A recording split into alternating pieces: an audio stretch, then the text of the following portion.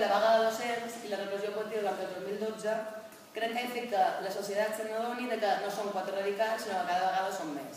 I diferents accions o diferents actes repressius, com va ser la recolzada de la Conselleria o l'Església de Sant Miquel, han tingut cada vegada molt més suport. La caixa de resistència dels docents no va aturar de créixer i crec que la societat a la fi se n'ha donat compte que cal ser solidària en les projectes.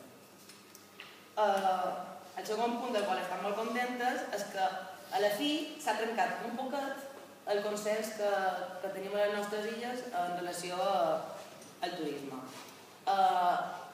Així com està construït el turisme, que venguin 12 milions de turistes a les illes durant aquest estiu i que això només beneficiï els grans empresaris perquè en destrueixen el territori i a sobre cada vegada hi ha més precarització laboral, crec que això no beneficia a ningú. I gràcies a la publicació d'un monogràfic com el Tot Inclòs,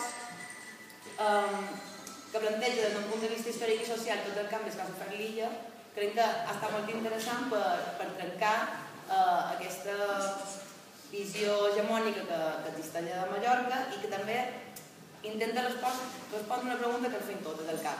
Quina alternativa tenim al turisme aquí?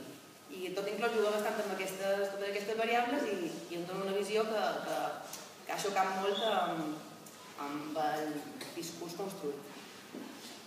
Un altre punt que destacant com a molt positiu és, com he comentat abans, la defensa del territori. Com han sorgit diferents iniciatives, la creació del Front Comú, que ha inclòs a individualitats i a col·lectius en una mateixa plataforma. I ha fet, per exemple, la primera manifestació de la història a Magaluf o